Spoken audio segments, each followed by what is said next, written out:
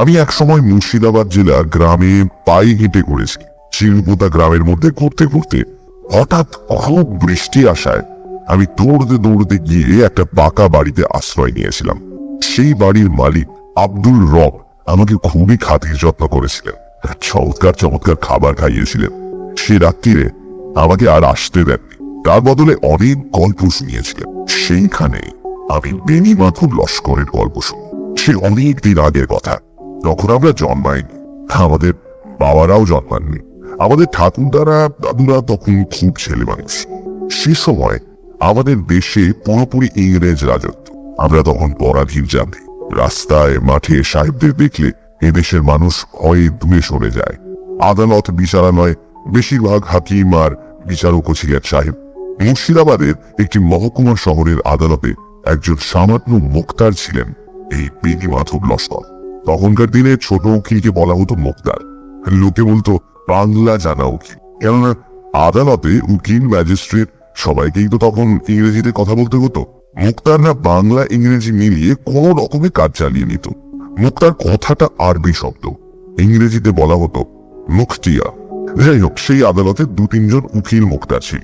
তাদের মধ্যে বরদা রায় আর মোহন মোল্লার কাছে বেশি মক্কেল আসত। বুড়ো বেনি মাধব লস্করের ভাগ্য ছিল খুবই খারাপ। সে একটু তোতলা ছিল বলে সে যখন উত্তেজিত হয়ে কিছু বলতে যেত তখন সবাই হেসে ফেলত। তাই মক্কেলরা কেউ তার কাছে সহজে আসে না। আদালতের সামনে একটা বটতলায় সে হ্যাংলার মতো বসে থাকে, আর লোকজন দেখলেই বলে ওঠে, এখানে আপন ভালো মোক্তার। নেহাত গরিব লোক ছাড়া বিশেষ কেউ আসে না তার কাছে। খুব কম পয়সা দিয়ে কাজ সারে। সারাদিনে বেনি মাধব লস্করের 8 আনা 1 টাকার বেশি রোজগার হয় না। বেনি মাধবের মুখে কেউ কখনো হাসি দেখেনি, সব সময় গোমড়া মুখ। সেটা তার রোজগার কম হয় বলেই নয়, তার খুব মাথা ধরার অসুখ। সব সময় তার ভীষণ মাথা ধরে থাকে। তখন তো আর এত রকম মাথা ধরার ওষুধ বেরোয়নি যে টপ করে 2টো বড়ি খেয়ে নিলেই সেরে যাবে।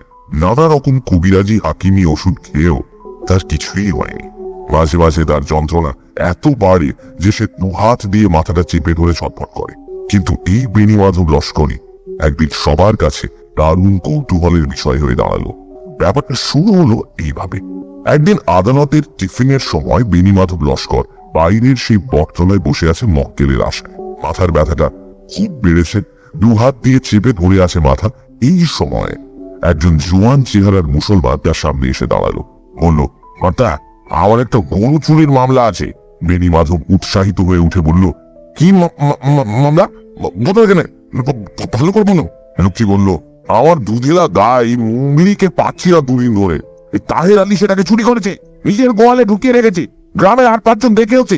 বেনি মাধব খাতা পেন্সিল বার করে কিছু লিখতে যাচ্ছিল, হঠাৎ লোকটি চোখের দিকে এক দৃষ্টিতে তাকিয়ে রইল। তার মাথার মধ্যে যেন চিরিক করে উঠল, মুখখানা শুকিয়ে গেল। ভয় পেয়ে বলল, না বাবু, আমি তো মামলা দিতে পারবো না। লোকটি অবাক হয়ে বলল, কেন? আগে টাকা দিতে হবে। এই যে টাকা এনেছি। লোকটি তার কোমর থেকে একটা রূপোর টাকা বার করলো। বেনি মাধব সেটা ছুঁয়েও দেখলো না।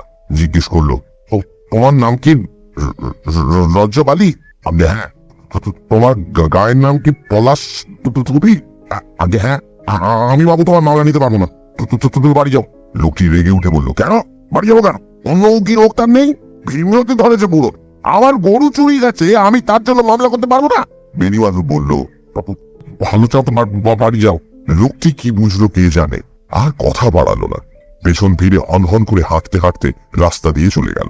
আশেপাশের 2-1 জন উকিল মোক্তার ব্যাপারটা লক্ষ্য করেছে। তারা সবাই অবাক। বেনি মাধবের এমনি মক্কেল জোটে না, আর চকচকে রূপোর টাকা দেখেও সে মক্কেল ফিরিয়ে দিল। মোহন মোল্লা এসে জিজ্ঞেস করলো, বেনি বাবু, লোকটাকে একেবারে তাড়িয়ে দিলে? হ্যাঁ, ব্যাপারটা কি? বেনি মাধব বলল, লোকটা ভালো না। আগে থেকে চিনতে রাখি লোকটাকে? না। তাহলে গরু চুরির মামলা নিয়ে এসেছে। লোকটা ভালো কি খারাপ তা দেখার দরকার কি? না মোল্লা সাহেব, এই একটা অদ্ভুত ব্যাপার হলো, লোকটাকে আগে থেকে চিনতাম না। কি যেন আমার মধ্যে বললো, ওই লোকটা পলাশ ধুবির রজ্জব আলী। ওর মামলা নিও না। বটে বটে, তার জব কথা। শুধু তাই নয়, লোকটার মুখের দিকে তাকিয়ে আমি আর একটা জিনিস দেখলাম। হ্যাঁ, একখানা যেন ছবি দেখলাম। এই রজ্জব আলী একখানা মস্ত বড় দা নিয়ে একটা 17-18 বছরের ছোকরার ঘাড়ে কোপাচ্ছে, মারতে মারতে তাকে মেরে ফেললো। লোকটা খুনি, এই লোকটা খুনি। মনোহর মোল্লা হাসিতে ফেটে পড়ে বলল, আজকাল কি আফিম টাফিম ধরেছ নাকি? না গাঁজা টাজা খাচ্ছ? বেনি মাধব অসহায় ভাবে বলল, না না, বিচার করো, সত্যি দেখলাম লোকটা খুনি। মোহন মোল্লা হাসতে হাসতে সবার কাছে এই গল্প বলল। সবাই ভাবলো বুড়োর এবার মাথা খারাপ হয়েছে, জেগে জেগে স্বপ্ন দেখে। গল্পটা ছড়িয়ে পড়লো অনেকের মধ্যে। এখন বেনি মাধবকে দেখলেই লোকে হাসে। কিন্তু 2-3 দিন বাদে সত্যি সত্যি পলাশ ভূমির রজব আলী মানুষ শশধর কুণ্ডু বলে একটা লোক একসঙ্গে 3 জনকে খুন করেছে। আজ সেই শশধর কুণ্ডুর বিচারের শেষ দিন। নির্ঘাত তার ফাঁসি হবে। অন্য অনেকের সঙ্গে বেনি মাধব শুনছিল একজনে বসে। হাতে তার কোনো কাজ নেই। মাথার যন্ত্রণাটা তার আজকে আবার বেড়েছে। 2 হাত দিয়ে শক্ত করে মাথা চেপে ধরে বসে আছে। হঠাৎ এসে চেঁচিয়ে উঠল,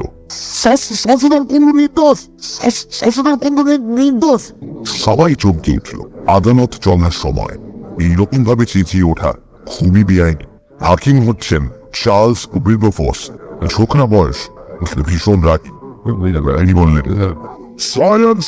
বেনি মাধব তবু বলল, নির্দোষ, নির্দোষ। ফাঁসি দেবেন না হুজুর, ফাঁসি দেবেন না।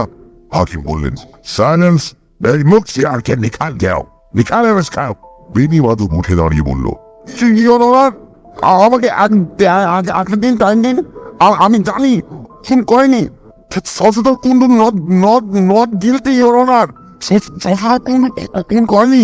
তারপর সে দৌড়ে আসামির কাছে এসে বলল, তুমি একদিন সময় দাও, তুমি একদিন সময় দাও, আমি তোমাকে বাঁচিয়ে দেবো। খুন করেছে সরকার। হই হই হয়েছিল সেদিন।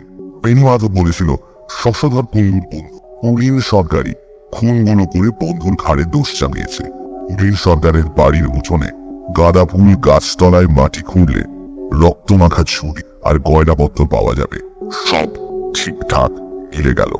সেই মামলায় খুব নাম ছড়িয়ে গেল বেনি মাধবের। সবার মুখে মুখে তার কথা। বড়দা রায় আর মোহন মোল্লার খুব হিংসে হলো। লোকেরা এখন মামলার জন্য বেনি মাধব লস্করের কাছেই আসে। কিন্তু বেনি মাধব সব মামলা নেয় না। আসামির মুখের দিকে এক দৃষ্টে তাকিয়ে থাকে অনেকক্ষণ। হাতে নিজের মাথা চেপে ধরে, এদিক ওদিক ঝাঁকায়। তারপর এক সময় বলে, না বাবু, তোমার মামলা আমি নিতে পারবো না, তুমি অন্য রাস্তা দেখো। কিংবা কারুকে আবার বলে, তোমার মামলা আমি নেব, কোনো হাকিমের থাকব নেই তোমাকে শাস্তি দেয়। সত্যি সত্যি তার কথা মিলে যায়। যে মামলা সে নেয় না সেটা নির্ঘাত হার হয়। সে যে কটা মামলা নেয় প্রত্যেকটা জিতিয়ে দেয়। তার নাম রটে গেল হারা মামলার ধন্বন্তরী হিসেবে। সে নিজেও বাড়ির সামনে একটা সাইনবোর্ড ঝুলিয়ে দিল এইরকম, হারা মামলার ধন্বন্তরী, পছন্দ মতন হারা মামলা লইয়া থাকে। সাফল্যের গ্যারান্টি 100%, ফিজ 4 টাকা প্রতিদিন, দরদস্তুর নাই। তারপর কয়েকটা মামলা প্রায় অলৌকিক ভাবে জিতে যাওয়ার ফলে বেনি মাধবের নামে সম্ভব অসম্ভব অনেক রকম গল্প লড়তে লাগলো। বেনি মাধবের রোজগার অনেক বেড়ে গেলেও তার এই সৌভাগ্য যে বেশি দিন থাকবে না তাও বোঝা যায়। তার মাথার মধ্যে সব সময় এখন অসম্ভব যন্ত্রণা। প্রতিটি মামলার পর সে আরো বেশি অসুস্থ হয়ে পড়ে। তার আয়ু আর বেশি দিন নেই। এর মধ্যে স্থানীয় জমিদার নন্দরায়ের ছেলে পথু একটা মামলায় জড়িয়ে পড়ল। প্রজাদের সঙ্গে ঝগড়া বিবাদের সময় হঠাৎ গুলি চলে। 4 জন গরিব প্রজা মারা যায়। জমিদারের ছেলে মধুরাই গুলি চালিয়েছিল। কিন্তু জমিদার বলছেন গন্ডগোলের সময় মধু তল্লাটি ছিল না, সে ছিল বহরমপুরে। তার অনেক সাক্ষ্য প্রমাণ আছে। ডিস্ট্রিক্ট ম্যাজিস্ট্রেট খুব কড়া, তিনি মধুরায়ের নামে সমন জারি করেছেন। এইসব মামলায় বড় বড় উকিল ব্যারিস্টার লাগে। কিন্তু জমিদার মশাই বেনি মাধব লস্করকে ডাকবার জন্য পালকি পাঠিয়ে দিলেন। বেনি মাধব তখন খুবই অসুস্থ। তবু জমিদারের ডাক এলে না কি উপায় নেই। পালকিতে যখন উঠতে যাচ্ছে তখন একজন বৃদ্ধ চাষি হাউমাউ করে কেঁদে এসে বলল, আমার ছেলেকে মেরেছে বাবু, আমার ছেলেকে মেরেছে, তুমি মামলা নিও না বাবু। বেনি মাধব বলল, আমি ন্যায়ের পক্ষে, অন্যায়ের পক্ষে আবার ক্ষমতা আমার নেই, তাহলে আমি মরে যাব। জমিদার মশাই বেনি মাধবকে খাতির করে বসালেন। রূপোর গড়গড়া নল তার হাতে তুলে দিয়ে বললেন, চিংড়ি পোতা গায়ের 50 বিঘে জমি আমি তোমার নামে লিখে দেব। শেষ বয়সে তুমি নিশ্চিত হয়ে খেতে পারবে, বুঝেছ? বেনি মাধব জিজ্ঞেস করলো, হুজুর আমায় কি করতে হবে? জমিদার বললেন, শোনো, কতগুলো গুন্ডা শ্রেণীর লোক আমার পাইক বরকন্দাসদের আক্রমণ করে। আমার পাইকরা আত্মরক্ষার জন্য গুলি চালায়, তা সে মামলা আমি পরে চালাবো, কিন্তু ব্যাটারা আমার ছেলে মধুর নাম এর সঙ্গে জড়িয়েছে। মধু তখন ছিল অনেকপুরে, সেখানকার 14 জন লোক, তার মধ্যে 2 জন মাস্টার, 2 জন উকিল, একজন পুলিশের লোকও আছে। তারা প্রত্যেকে অলপ করে এর সাক্ষী দেবে। মধুর কোনোই হাত নেই এর মধ্যে, তার বিরুদ্ধে কোনো প্রমাণই নেই, বুঝলে? বেনি মাধব বিনীত ভাবে বলল, তাহলে তো হুজুর যে কোনো ভালো উকিলই এ মামলা জিতিয়ে দেবে। আমার মতো সামান্য মুক্তারকে দেখেছেন কেন? জমিদার বললেন, তোমার সুনাম আছে যে তুমি যে সে মামলা নাও না, তুমি মামলা নিলে কেউ আর বিরুদ্ধে সাক্ষী দেওয়ার সাহস পাবে না, অন্য উকিলরাও তোমাকে ভয় পাবে। কিন্তু হুজুর আসামিকে না দেখে আমি তো কিছুই করতে পারি না। জমিদার রেগে উঠে বললেন, আসামি বলছো কাকে? হ্যাঁ, আমার একমাত্র ছেলে সে আসামি, তাকে দেখার তো দরকার নেই, আমি নিজেই তো সব বলছি তোমাকে। তাকে না দেখলে আমি কিছুই প্রমাণ করতে পারবো না হুজুর, সে ক্ষমতা আমার নেই। তখন জমিদারের ছেলেকে ডেকে আনা হলো। তাকে দেখেই বেনি মাধব নিজের মাথাটা শক্ত করে চেপে ধরল। তার চোখ দুটো বড় বড় হয়ে গেল। বেনি মাধব অজ্ঞান হয়ে পড়ে গেল মাটিতে। ব্যস্ত হয়ে উঠে জমিদারের লোকজন তাড়াতাড়ি জল এনে তার মাথায় ঢাললো। একজন স্মেলিং সল্টের শিশি ধরলো তার নাকের কাছে। বেনি মাধব আস্তে আস্তে উঠে বসলো। তার 2 চোখ দিয়ে জল গড়াচ্ছে। হাত জোর করে বলল, হুজুর, হুজুর আমাকে মাফ করুন, এই মামলা আমাকে নিতে বলবেন না হুজুর, আমাকে মাফ করুন। জমিদার চোখ রাঙিয়ে বললেন, কেন? হ্যাঁ, কেন? আমার আমি পারবো না হুজুর, পারবো না। তোমাকে আমি 500 টাকা দেবো, 50 বিঘে জমি দেবো। আমি এখন পাবো না। 1000 টাকা হুজুর, ছেড়ে দিন হুজুর। জমিদার তখন দারুণ রেগে গিয়ে বললেন, দেখো মুক্তার, এ মামলা তোমাকে নিতেই হবে, না হলে তোমার ঘর বাড়ি আমি চালিয়ে দেব, তোমাকে আমি শেষ করে দেব। জমিদার এমন ভয় দেখাতে লাগলেন যে রাজি না হয়ে উপায় রইল না। বেনি মাধবের এক তারা মোহর হাতে নিয়ে বিমর্ষ মুখে বাড়ি ফিরে এলো। সেদিন রাত্রিরে একটা সাংঘাতিক কাণ্ড হলো। ঘুমের মধ্যে বিছানায় ছটফট করতে লাগলো বেনি মাধব। একবার এপাশ আবার ওই ওপাশ, কেউ যেন তাকে ধরতে চেষ্টা করছে। তাতে বেনি মাধব পালাতে চাইছে। বেনি মাধব সেই অবস্থায় চেঁচিয়ে বলতে লাগলো,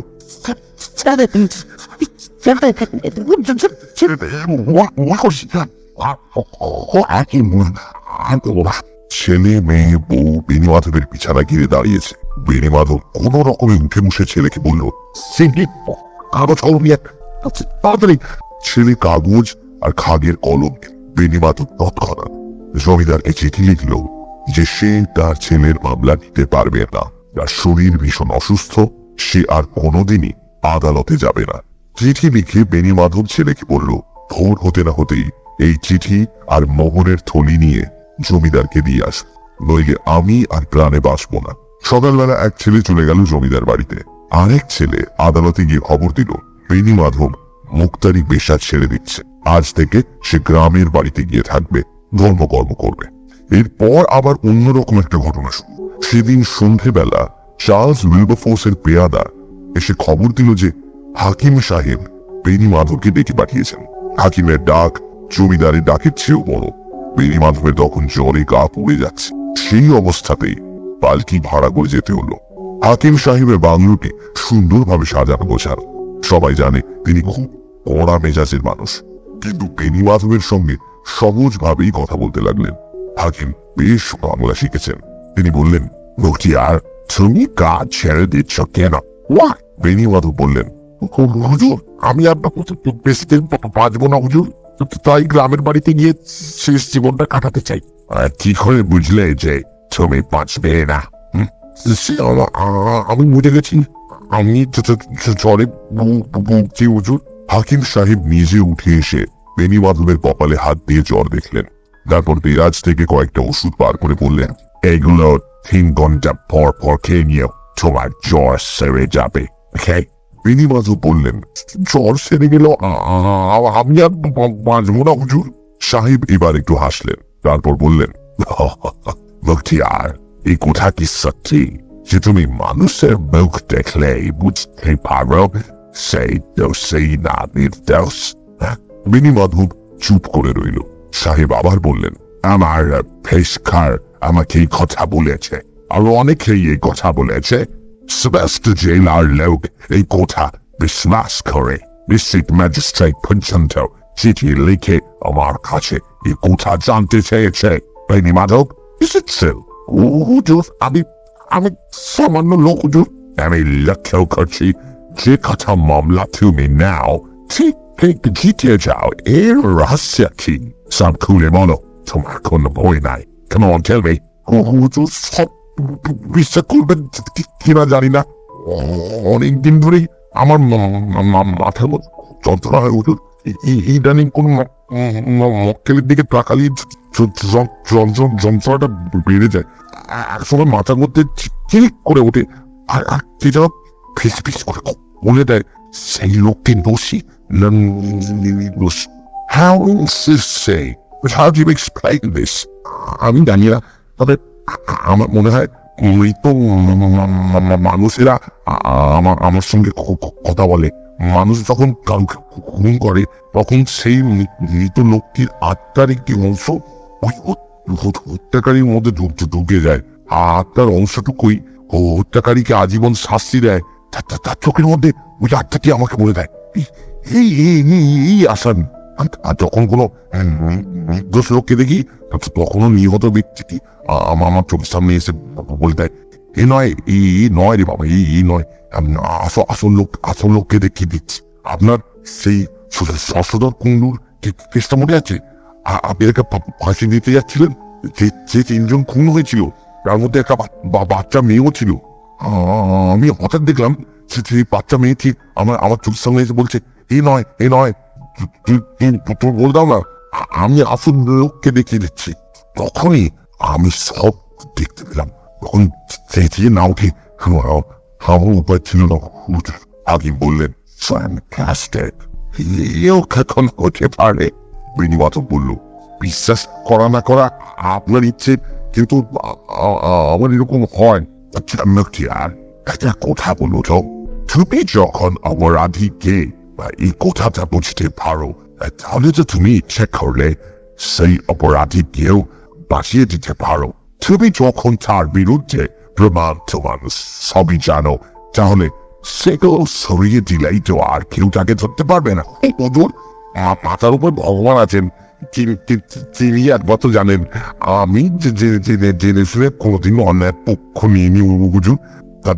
যদি তা আমি করতাম, তাহলে যেসব মরা মানুষ আমার সঙ্গে এসে কথা বলে, তারা কি আমাকে ছেড়ে দেবে? কালকেই তো খড়কে কি হয়েছে? বেণীমাধব একটু থতমত খেয়ে গেল, তারপর বলল, আপনি হাকিম, আপনার সামনে নাম বলা উচিত হবে না। কালের জায়গায় যেতে হয়েছিল আমাকে, একজনের মামলা নিতে হবে। সেই আমি তার দিকে তাকিয়েছি, দেখলাম কি 4 জন গরিব চাষির মূর্তি সেই লোকটিকে ঘিরে দাঁড়িয়ে আছে। সবাই তার দিকে আঙুল দেখে বলছে, এই খুনি। আমি আর সেই মামলা নিতে রাজি হলাম না, কিন্তু সেই পক্ষ আমাকে ভয় দেখালো, জোর করে আমাকে সেই মামলা নিতে রাজি করালো হুজুর। মাঝরাতে সেই 4 জন মরার লোক ঘিরে ধরলো আমাকে, ঘৃণার সঙ্গে বলতে লাগলো, তুমি আমাদের খুনিকে বাঁচাবে, হ্যাঁ তাকে বাঁচাবে। সেই জন্যই তো আমি মুক্তারি করাই আজ থেকে ছেড়ে দেবো ঠিক করলাম হুজুর। হাকিম সাহেব অবাক হয়ে খানিকক্ষণ তাকিয়েছিলেন, তারপর বললেন, তুমি বললে না যে সব সময় তোমার মাথায় ব্যথা করে, এই জন্য চিকিৎসা করাওনি? অনেক করিয়েছি, কিছুতেই সারে না হুজুর। হাকিম উঠে দাঁড়িয়ে চিন্তিতভাবে পায়চারি করতে লাগলেন ঘরের মধ্যে। হঠাৎ ঘুরে দাঁড়িয়ে বললেন, মুক্তিয়ার, তোমার মুন্ডুটা আবার চাই। বেণীমাধব চমকে উঠে বলল, কি বললেন? তোমার মুন্ডুটা আমার চাই। বেণীমাধব হাল করে তাকিয়ে রইলেন। হাকিম বললেন, তুমি রোনাল্ডের নাম শুনেছ? মস্ত বড় ডাক্তার, কলকাতায় বসে বসে সে ওয়াফার পেট থেকে ম্যালেরিয়ার জীবাণু বার করছে। ও আমার বন্ধু, তাকে আমি খবর পাঠাচ্ছি। আগে কি নিয়ে এসে কি করবেন? সেটাও আমরা খ্রিস্টান, আমরা মানুষের মৃত্যুর পর আত্মার ঘুরে বেড়ানো কিংবা মরা মানুষ এসে কথা বলে যাওয়ায় বিশ্বাস করি না। তোমার কেসটা quite likely pathological। তোমার মাথার গরমের মধ্যে নিশ্চয়ই এমন কিছু আছে সেজন্য তুমি এইসব কল্পনা করো। সেটা পরীক্ষা করে দেখতে হবে। তোমার মৃত্যুর পর তোমার মাথাটা খেকে ছিঁড়ে দেখতে হবে। কি বলছেন? ভয় পাচ্ছাও? তুমি মরে গেলে তো আর তোমার ব্যথা করবে না। বলছি আমাদের সন্দেহ না করলে আমার তো ওইটাও যে ওটা পুড়িয়েই তো নষ্ট করবে। সায়েন্সের উপকারের জন্য দিয়ে যাও। এই থেকে বিজ্ঞানের কোন রহস্য বেরিয়ে যেতে পারে, তোমাকে দিতেই হবে। বেণীমাধব সেদিন কাঁপতে কাঁপতে বাড়ি ফিরল। এই কি সাংঘাতিক কথা! সাহেব আর মন কেটে নিতে চায়। এই সাহেব যা গুমার, সে এত অবস্থাতেই কেটে নিয়ে যাবে কিনা কে জানে। সেদিন থেকে সাহেবের পেয়াদারা তার বাড়ি পাহারা দিতে লাগলো। দুদিন বাদেই বেণীমাধব একেবারে শয্যাশায়ী, মরমর অবস্থা। রাত্রির দিকে বেণীমাধবের অবস্থা যখন খুবই খারাপ হয়ে গেল, খবর পেয়ে হাকিম সাহেবও দলবল নিয়ে হাজির হলেন। পাশে ওই মূল্যবান মাথাটা আগুনে পড়ে নষ্ট হয়। এদিকে এই খবরও রটে গেছে যে সাহেব বেণীমাধবের দেহ পোড়াতে দেবে না। ম্লেচ্ছ ডাক্তাররা শরীরটা নিয়ে কাটা সেরা করবে। স্থানীয় হিন্দুরা খুব রেগে গেল। এটা তাদের ধর্মের অপমান। লাঠি সোটা নিয়ে তারা এগিয়ে এলো, কিছুতেই দেহ নিতে দেবে না। স্থানীয় মুসলমানরা বলল, এটা ভারী অন্যায়, ভারী অন্যায়। সাহেবরা ধর্মে হাত দিচ্ছে। খুব গন্ডগোলের সম্ভাবনা দেখে জেলার ম্যাজিস্ট্রেটও এসে হাজির হলেন, সঙ্গে একজন ডাক্তার নিয়ে। সবাই মিলে ভিড় করে রইল বেণীমাধবের ঘরে। বেণীমাধব চোখ বুঝে বিছানায় চিত হয়ে শুয়ে আছে, হাত দুখানা বুকের ওপর জোর করা। করে কি যেন বলছে, শোনা যায় না। একেবারে বুকের কাছে কান নিয়ে বোঝা যায় সে বলছে, তোমরা আমাকে ক্ষমা করো, আমি জমিদারের ছেলের মামলা নিইনি। আমি কখনো অন্যায়ের পক্ষ সমর্থন করিনি, ভগবান জানেন কখনো করিনি। ডাক্তার দাঁড়িয়ে ধরে বসেছিল, এক সময় হতাশ ভাবে ছেড়ে দিয়ে বলল, সব শেষ। হাকিম সাহেব ব্যাগ্র ভাবে জিজ্ঞেস করলেন, সব শেষ? ভালো করে দেখাও। ডাক্তার আবার পরীক্ষা করে বললেন, দেহে প্রাণ নেই। হাকিম তখন বেণীমাধবের আত্মীয় স্বজনকে বললেন, আপনাদের ধার্মিক কাজ সেরে নিন, আমি এই ডেড বডি নিয়ে যাব, বরফে বরফে ঠেকিয়ে রাখতে হবে। ম্যাজিস্ট্রেট সাহেব বললেন, চার্লস, কাজটা কি ঠিক হবে? বেণীমাধবের ছেলে বললেন, আমরা দেহ নিয়ে যেতে দেব না। হাকিম তেজের সঙ্গে বললেন, আমি নিয়ে যাবই। মুখতিয়ারের সঙ্গে আমার এই সম্পর্কে কথা হয়েছিল, ওর আপত্তি ছিল না। ঘরের মধ্যে একটা হুই হুই পড়ে গেল। কারোর কথাই শোনা যায় না। মেয়েরা কান্নাকাটি করছে, পুরুষরা চেঁচাচ্ছে। এই সময় বেণীমাধবের আবার চোখ খুলে গেল। ঘরের সবাই আটকে উঠল। ডাক্তার বলল, আই চুপ! বেণীমাধব তীব্র চোখে তাকালো শুধু হাকিম সাহেবের দিকে। অন্যরকম গলার আওয়াজ বেশ জোরে বলে উঠল, সাহেব, ওই বাড়ি চলে যাও। ঘরের মধ্যে অনেকে ভয় পেয়ে পালিয়ে গেল। একজন মহিলা অজ্ঞান হয়ে পড়ল, কিন্তু হাকিম সাহেব একটু ভয় পেল না। কাছে এগিয়ে এসে বলল, মুখতিয়ার, তুমি বেঁচে আছো? বেণীমাধব বলল, সাহেব, তুমি এক্ষণে বাড়ি চলে যাও, একটু দেরি করো না। তোমার বাড়ির দারোয়ান মারা গেছে, তোমার ছেলে আর বউয়ের খুব বিপদ, শিগগির যাও। হাকিম সাহেব আর একটু দেরি করলেন না, দৌড়ে বাইরে চলে এলেন। তার ঘোড়া দাঁড় করানোই ছিল। সে গভীর রাতে ঘোড়া ছুটিয়ে চলে গেলেন বাড়ির দিকে। অন্যরাও গেল পেছন পেছন। একটু পরই পর বন্দুকের শব্দ শোনা গেল। তত বেণীমাধব আবার ওরে কাঠ সমস্ত শরীর ঠান্ডা। সেই রাত্রিরে হাকিম সাহেবের বাড়িতে ডাকাত পড়েছিল। ডাকাতরা বাড়ির দারোয়ানকে মেরে ফেলে বাংলোর ভেতর ঢুকে পড়ে মেম সাহেবকে আক্রমণ করতে যায়। মেম সাহেব তার ছেলেকে নিয়ে একটা ঘরে ঢুকে দরজা আটকে দিয়েছে। ডাকাতরা দুমদাম শব্দে দরজা ভাঙার চেষ্টা করছে। সেই সময় হাকিম সাহেব এসে পড়লেন। আর একটু দেরি হলে বউ আর বাচ্চাকে বাঁচানো যেত না। একজন ডাকাত মরল, দুজন ধরা পড়লো। হাকিম সাহেব বেণীমাধব লস্করের দেহ কাটাছেঁড়া করে দেখতে চাননি। তার বদলে নিজের খরচে বেণীমাধবের একটা মূর্তি তৈরি করিয়ে তার গ্রামে স্থাপন করে দিয়েছিলেন। তলায় লিখে দিয়েছিলেন শেক্সপিয়ারের একটা লাইন, স্বর্গে মর্তে এমন অনেক ব্যাপার আছে হোরেশিও, যা তুমি কল্পনাও করতে পারো না।